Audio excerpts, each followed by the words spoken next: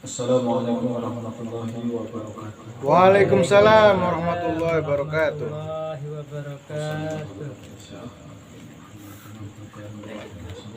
Kalau habis bilang ada kan? Kalau habis makan ada kasih ulang. Bismillah. Ya na'budu wa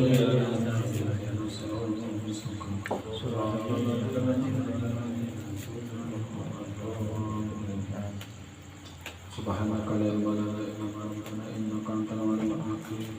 Wa ja'alna ya bani asma wa ya dal jalali wal ikram ya fasahata wal barakata wal barakah wa hlul 'uqdatan min lisani yafqahu qawli. Tilka raf'atir rahmah summa talinu juluduhum qulubuhum la dhikri rahmah. Allahumma shalli ala sayyidina Muhammad wa ala ali sayyidina Muhammad. Alhamdulillahirabbil alamin. Bapak-bapak, sahabat-sahabat, pada malam hari ini patut kita ucapkan puji syukur kepada Allah Ta'ala. Kita masih bisa dikumpulkan di tempat sederhana ini, tentu dengan inayah, tentu juga dengan kasih Allah. Ini sudah dijelaskan bahwa kita ini manusia, kalaupun tidak ada pitulung,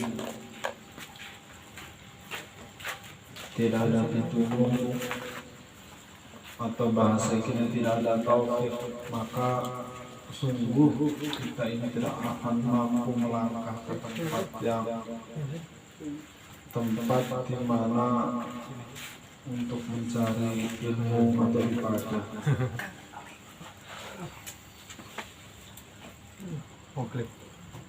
Sehingga kadang kita pun seharusnya berpikir, kenapa kita dipilih oleh Allah untuk beribadah, kenapa kita dipilih untuk memasuki dalam artian hadrati ilarati, sedangkan amal-amal kita yang tidak seberapa. Bahkan kita pun tidak menyesal ketika kita meninggalkan amal kita, tidak pernah menyesal. Adapun ciri-ciri dari matinya hati menurut Syekh Ibnu Athaillah adalah min alamati mautil qalbi. Ciri-ciri dari matinya hati adamul hujni alama fataka minal muwafaqati wa tarkun nadami alama fa'altahu min wujudi zalati, adalah ketika kita tidak merasa sedih atas amalan-amalan yang biasa kita kerjakan. Kita tidak merasa sedih ketika kita meninggalkan amal. Watarpun nadami, dan kita pun meninggalkan yang namanya keduhung.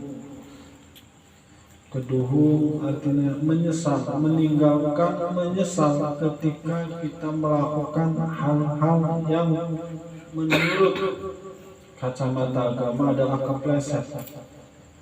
Kita tidak menyesal. Nah, itu arahnya ciri-ciri matinya hati.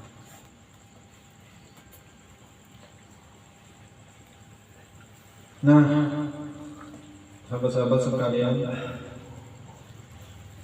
di pertemuan kali ini sebenarnya masih satu kaitan dengan pertemuan yang kemarin, bahwa salah satu kita seharusnya merasa cukup dengan balasan Allah, yaitu ketika Allah ridho terhadap apa yang kita kerjakan.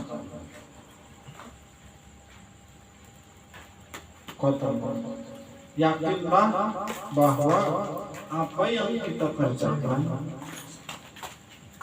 dalam ketaatan pasti kita itu akan mendapat balasan. Balasannya bukan secara mengkok-kok, tapi balasannya adalah balasan yang kompak. Makanya ini kita hikam selanjutnya. Wa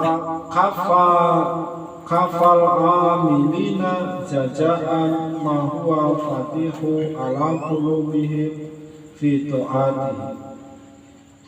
Kafana kupi Allah al-amilina ing wong kang ngamal kabeh jajaan ing balasan mahua ma ing barang atau ma ing sesuatu huwa utawi Allah fatihuhu iku wong kang ngebuka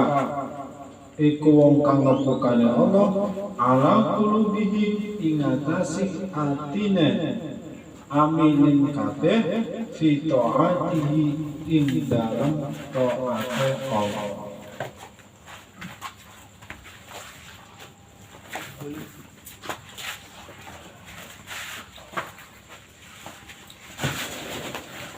Terus sedikit dijelaskan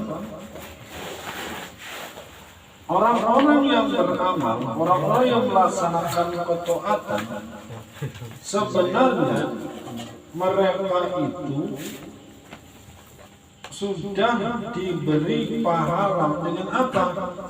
Dengan mereka mampu melaksanakan ketaatan tersebut. Mampu melaksanakan ketaatan tersebut. Aja disangkanya bahwa ketaatan itu kita dewek sing ngegerakan. Makanya ini kula jelaskan bahwa kula berkali-kali sampaikan la tufarrih qat'atu li annaha barajat nikah farah li anna barajat minallahi ilaika. Janganlah kamu merasa senang dengan ketaatan yang kamu mampu laksanakan, tetapi senanglah kamu dipilih oleh Allah sehingga kamu mampu melaksanakan ketaatan. Jadi mampu melaksanakan ketaatan adalah hadiah atau upah yang seharusnya kita sudah merasa ya Allah cukup. Wis orang usah mikir fadilah puasa umpama tanggal Rajab puasa Rajab kalau kieu diampuni setahun akhir. Amun puasa kieu seperti pahala kieu. Seharusnya kita sudah tidak memandang itu lagi. Memandang bahwa diri kita mau dan mampu melaksanakan ketaatan itu adalah hadiah yang sangat besar terhadap Allah. Mau dan mampu duduk di sini adalah hadiah yang sangat besar yang Allah berikan kepada kita. Karena hadiah ini tidak diberikan kepada yang Allah tidak inginkan. Kula sampaikan berkali-kali. Di dalam satu RT itu penduduknya atau kakaknya minimal 70 atau 65 RT 1 RT. RT niki kula ulang-ulang RT sing ana kene iki pancune doang. Wong iku. Ana 76 kakak. Satu RT 76 di Pak RT. Wow, ngomongin pula mas 135. Iku minimal dijadikan RT 80. 80. Oh. 65 80 ya. Jadi bangkit karena dipecah mani lamun sampun lebih dari 300 akan. Atau saya bayangkan dari 76 atau 80 kakak yang di situ di kakak itu mungkin ada anak, ada ini dan ini. Satu kakak itu mungkin ada beberapa keluarga, satu sendiri. Racun.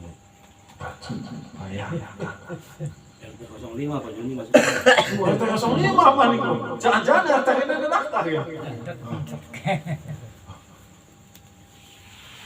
Itu sangat berat. Itu hadiah yang Allah Akbar. Seandainya kalau ditukar hadiah ini dengan dunia, tentu orang yang tahu bahwa ngaji kuat duduk di sini dan ngaji kalau diterima berapa pahalanya ya. Kita ngomong tataran pahala. Duduk 1 jam itu ibadah seperti ibadah sunnah sewidang tahun.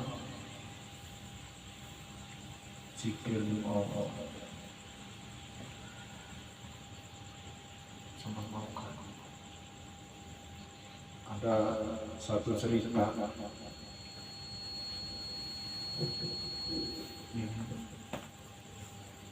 Membuat salah yang kitab Irsyadul Ibn, ada seorang wanita dan anak-anaknya yang kelaparan meminta, kalau zaman dulu memintanya kepada wali kota maksudnya. Meminta pada wali kota, memintanya pasti dijanjikan dohor, koya dohor. Dengan sangat terpaksa dan berat hati pulang kembali, anaknya nangis karena tidak punya apa-apa. Dohor mani, engkau ya asar. Karena masih penuh dengan harapan, asar berikuman. Ternyata orang dinaima akhirnya balik sambil nangis melapor. Arep balik tangan kosong yang umah pasti ditangisi anak. Akhirnya terpaksa orang perempuan tadi, perempuannya adalah perempuan muslim, datang mengetuk pintu orang-orang muslim. Terus, wahai fulan dan fulan, dengan keutamaan hari ini. Hari ini adalah hari Allah Salam berharap. Saya minta sesuatu untuk anakku karena kelaparan. Sudah berapa hari kami tidak menemukan makanan. Setelah seperti itu diberikan, oh ya, saya siapkan makanan. Ternyata diberikan lebih dari apa yang diminta. Sampai ngomong, kamu bila pulang lagi kesini saja. Padahal bukan orang Islam. Sudah pulang, malamnya wali kota tersebut dimimpikan ada bangunan yang sangat indah, sangat megah, taman-taman sangat luas. Kata pengiring daripada wali kota itu, "Wahai wali kota, lihat, itu sebenarnya bangunan itu disiapkan untuk kamu. Tapi karena kamu tadi menolak orang yang meminta, maka bangunan itu diberikan kepada orang yang non-muslim. Rumahnya di sini dan di sini." Terbangunlah orang tersebut, akhirnya mendatangi non-muslim dan ingin mengganti apa yang kamu berikan tadi. Sudah saya ganti. Dari cerita itu, ya tentu menolak, enak saja. Tadi diminta oleh saudara sesama, kamu tidak minta. Sekarang setelah ketahuan hasilnya, kamu meminta itu. Kalau bahasa sekarang di Arabnya. Tapi kamu bukan Islam. Saksikan hari ini diambil kalungnya, saya masuk Islam. Asyhadu an la ilaha illallah wa asyhadu anna Muhammadar Rasulullah. Nah, itu ceritanya. Setelah kita menemukan hasilnya bahwa sesuatu yang mungkin dianggap remeh, tetapi hasilnya sangat luar biasa di akhirat, mungkin orang-orang sini juga kalau diberi mimpi seperti itu dibuka secara kasar, mungkin akan menukar duduk di sini. Tapi mau karena kelihatannya sepele, sangat berat. Hanya orang-orang yang terpilih yang mampu duduk di sini. Padahal di antara sekian dari kita ini mungkin secara ekonomi tidaklah mapan dibanding mereka yang sudah tenang dalam kehidupannya. Gaji wis jelas bulanan, wis setoran, wis anak ikine alokasinya, sedangkan kita mungkin kehidupannya pagi juga mikir arep apa maneh iki kenang tuku beras kuasa metu ning ndi maneh iki.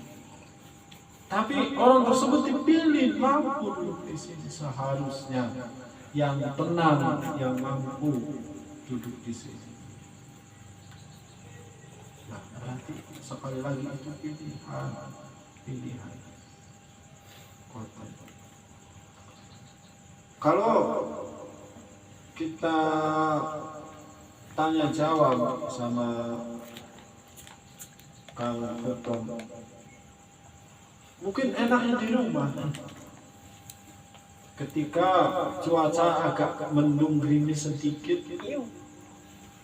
nggih boten. Arep berangkat, mau kan bola kan arep berangkat, tangan dikit sing maju, duduk kaki. Biasanya arep ngangkat kan sikil dikit ya. Iki arep tangan dikit.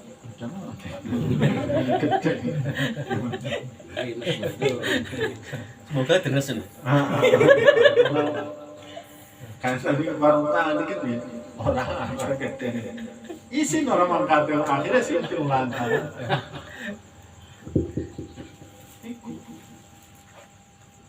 Tetapi karena kita sudah mendapat taufik, sehingga hati ini walaupun kelihatannya izin orang berangkat, tapi berangkat baik, kita tidak mampu menolak. Tidak mampu. Wong kula jujur gini, sekali lagi tak sampai kata, anak rapi lagi ngomong, merawat gede. Hudan serius menawan gede lah hari gede kan jari kita nih di Ampura kita mau ngajari momen istiqomah masa udah sebetulnya berangkat hari gede kan ya iku mah di maklum ya iku lah cuma orang gede ya bisa makan banyak dan betulannya semuanya.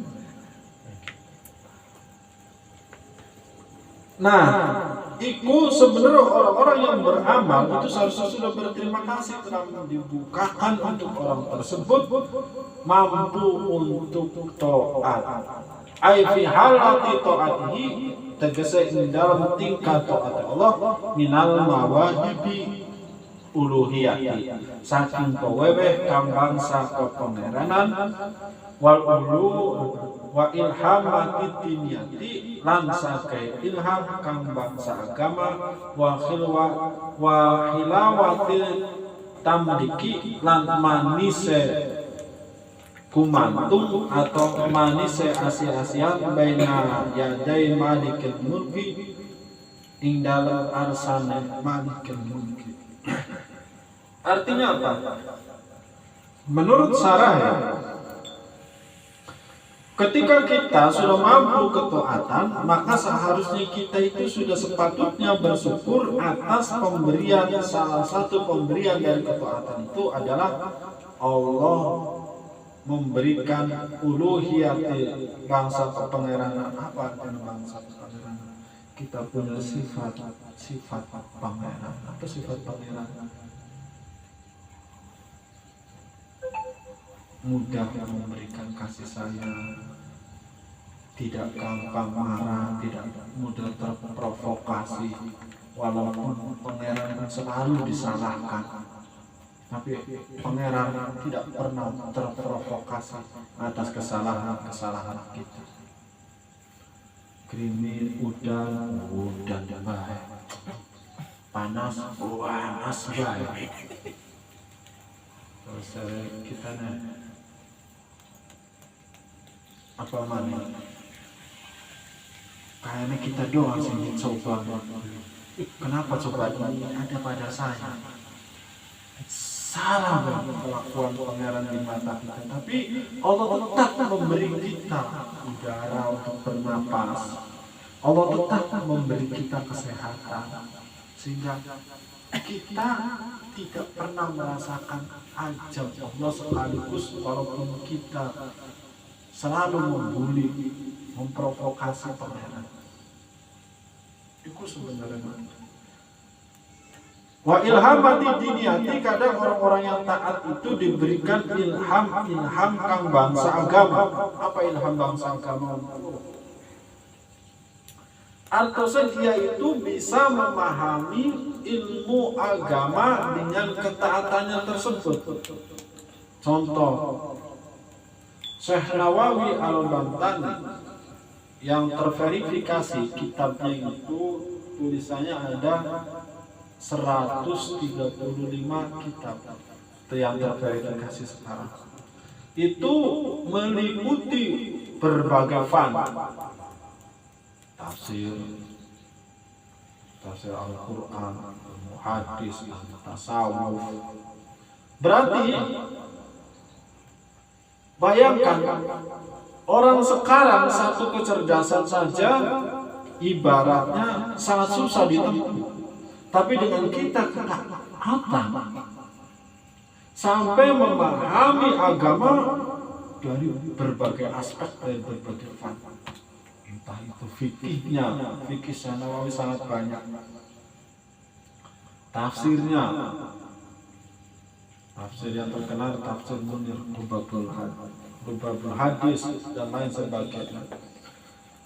Atau ada di era tabi'in yang telah menulis 800 jilid kitab. Menulis 800 jilid kitab. Atau ada lagi kitab namanya Kitab Tarikh Tabari yang tentang sejarah, katanya itu ditulis sampai 80 kitab, 80 judul masuk sampai kitabnya tebal-tebal. Kapan belajar? Nulisnya berapa? Coba. Kalau sehari nulis kita 1 lembar, setahun cuma dapat berapa? 360 lembar. Setahun cuma dapat 1 jilid. Nah, beliau sampai mendapatkan 800 jilid, berarti per menit berapa lembar? Otak kan soal kejagan. Kalau kejagan itu maksudnya bahasa terbang. Jadi lamun banyu kan pancuran terlalu besar. Di luar nurul lah. Di luar nurul tidak mampu menampung. Namun wadah embekan ditaruh langsung penuh.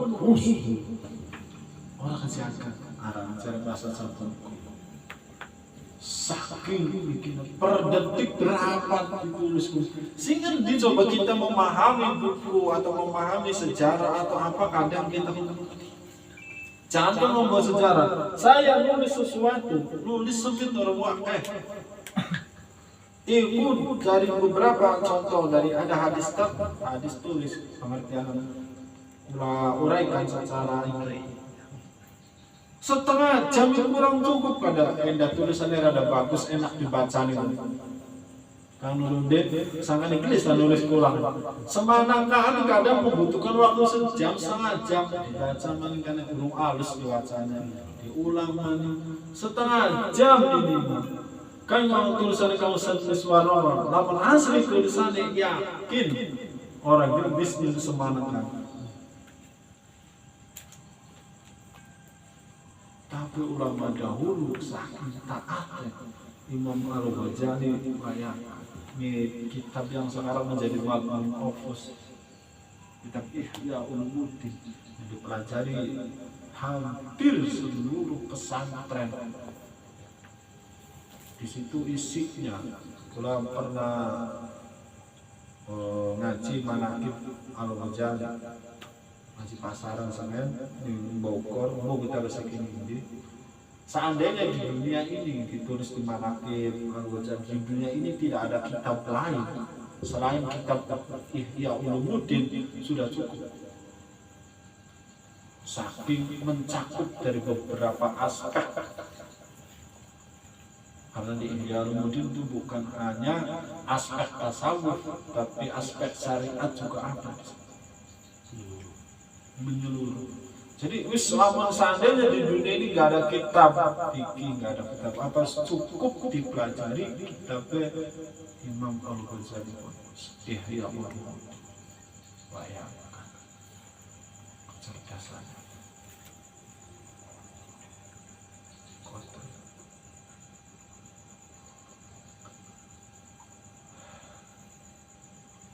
Atau wahilawatil tamliki, atau kita merasakan manise gumantung, manise asi-asian ing dalam arsane kepangeranan Malikil Mulki. Ketika kita senang berzikir, lebih senang kita itu menyendiri, lebih senang kita itu berbuat taat, yakinlah bahwa itu satu pahala. Yakinlah itu adalah satu balasan yang Allah berikan kepada kita. Duduk menyendiri lah, atau ngederes kita, itu adalah pahala ketaatan yang kita laksanakan. Lamun duduk di kene lamun orang diinggi karo pangeran atau lawan orang isim kita menjelek ngaji makanya usgue ustaz setengah jam. Pernah ngomongin pula pertama-tama kamu ustaz lagi ngisi pengajian mungkin iki setengah jam usgue orang wis perasaan lambaran siki cepet masih kamu usah ngisi nih. Padahal durasinya tetap semongko ulang, boten kelambatan, boten terlalu cepat. Karena apa? Sudah merasakan hilawah. Asalnya kita pun terpaksa ngaji, berhubung dengan keterpaksaan tersebut, terus kita melaksanakannya, maka Allah berikan manisnya dari ibadah tersebut. Sehingga ketika kita tidak mampu hadir, ada penyesalan di dalam hati kita, ya Allah. Gara-gara kanure order rada ado, tewan pun Ndas mupeng. balik jam 9 lewat, ndas mupeng. Aduh, mau keluar gawat nganin. Gara-gara Kok saya kaya wong kucing. iya. Akhirnya apa? Nyesel orang bisa hadir. Itu berarti kalau ada semacam itu, khilawatil iman, khilawatil ya, tamliki baina yadaya malikil muluk, berarti orang tersebut sudah diberikan pahala atas ketaatan.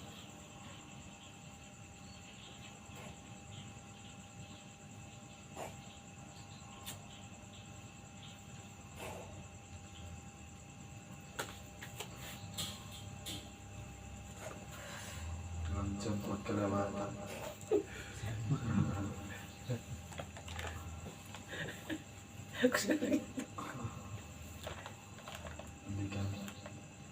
Qala ba'duhum laisa fid dunya waqtu yusibuhu ni'ma ahlil jannati ila ma yajibuhu ahlu tamluki fi qulubihim.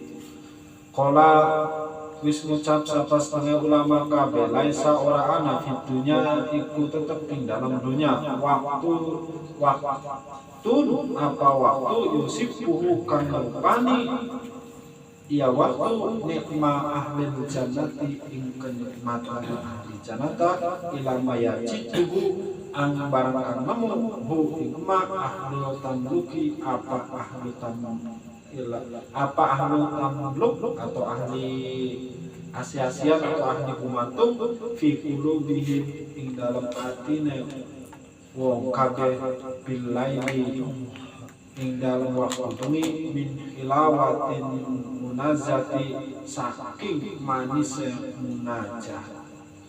Jadi di dalam dunia ini kita tidak akan menemukan kenikmatan yang dirasakan oleh ahli tamluk. Tidak akan pernah kita merasakan kenikmatan tersebut. Mereka ahli tamluk itu lebih senang menghabiskan malamnya dengan munajat. Maka jangan heran bila ada ulama yang semalam itu sholatnya sampai 300 rakaat. Tami mani ngaduk, tami mani ngaduk. Sholat sunnah ya, 300 rakaat. Kita 23 rakaat kan meresusnya orang suwes. Kebut, cepet. Ganti ini masih dia. Wi imam gini, kayak sholat. Suwe ya.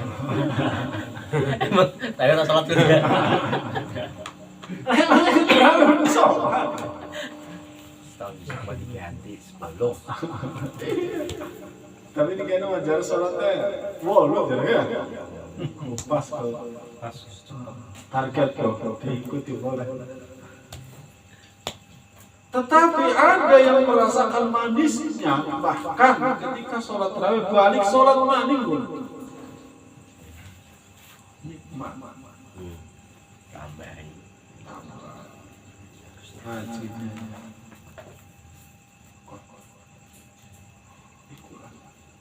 Orang tersebut ada sebagian yang memang di sana tertulis sebagai ahli jannah merasakan manisnya. Duh kita ya Allah sholat dan rakaat bengi.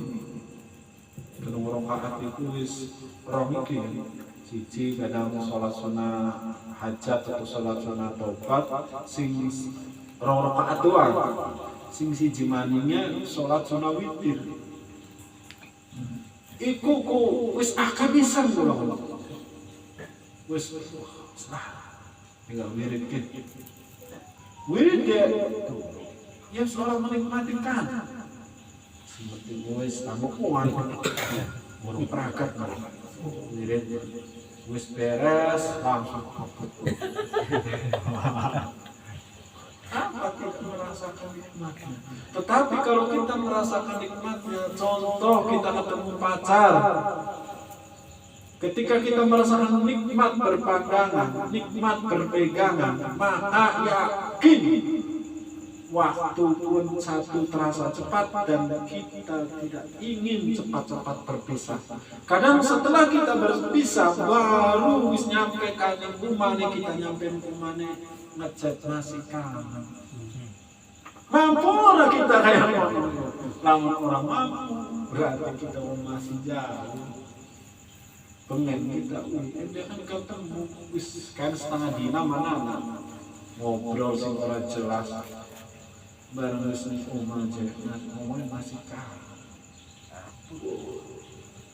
Arane khilawatil ketemu pacar manis ketemu pacar. Kalau kita mampu merasakan manisnya iman seperti itu, wis kita pun adalah yakin ahlul jannah. wis sholat lagi, wis sholat lagi, wis wirid ikannya kan belum pas wirid lagi, merasakan kesenangan kenikmatan ketika bersama Allah. Kotornya wa ma huwa mauruduhu lan ora ana wa utawi ma mauruduhu iku kang nekapake Allah alaihim ingatasi amirin kabeh. Dan mereka meyakini bahwa apa yang mereka lakukan adalah Allah lah yang menurunkan, atau Allah lah yang memberikan kemampuan kepada mereka. Min wujudi mu'annisatihi, saking anane aring-aringe Allah. Apa itu aring-aring? Qala ba'duhum, annalika satu setengah ulama, al-insu utawi aring-aring wa sururul qalbi iku bungahe ati bisuhudil jamal dan habibi, kelawan nyakseni keindahan habib kekasih. Jadi aring-aring, mungkin bahasanya aring-aring atau yang adem-adem adalah ketika kita ciri-cirinya adalah kita merasa bunga, merasa senang hati mungkin menyaksikan jamal yang habibi, keindahan atau kebagusannya kekasih. Kulamun adil kita wis condong pada amalan, seperti ilustrasinya kita condong kepada yang kita cintai, hatinya kita senang dan kita tidak mau berpisah terus-menerus bersama, maka orang tersebut sudah diberikan pahala yang sangat besar, upah yang sangat besar. Waktunya usaha sampai pulang bahwa kita selalu terus-menerus istiqomah dari apa yang kita kerjakan, walaupun pada hakikatnya Allah yang menggerakkan kita ke sini, tetapi ada syariat yang kita harus kerjakan. Makanya ada satu hadis yang mengatakan dikatakan, hadisnya saking Ibnu Abbas radhiyallahu anhu, qala Rasulullah sallallahu alaihi wasallam, yaqulullah ta'ala, hadis qudsi, ana idza doni abdi wa ana ma'ahu idza dzakarani. Saya itu sesuai persangkaan hamba, wa ana ma'ahu idza dzakarani, dan aku bersamanya ketika mereka mengingatku. Dari kalimatnya aku bersamanya ketika mereka mengingatku, berarti didahului aku dulu yang mengingat Allah, maka Allah mengingat kita. Wa in dzakarani fi nafsihi dzakartuhu fi nafsi. Bila mereka berzikir di hatinya, mengingatku di hatinya, maka aku akan mengingat dia di hatiku. Jadi padakan nanti. Bila mereka mengingatku fi mala'in dzakartuhu fi mala'in khairin minhu.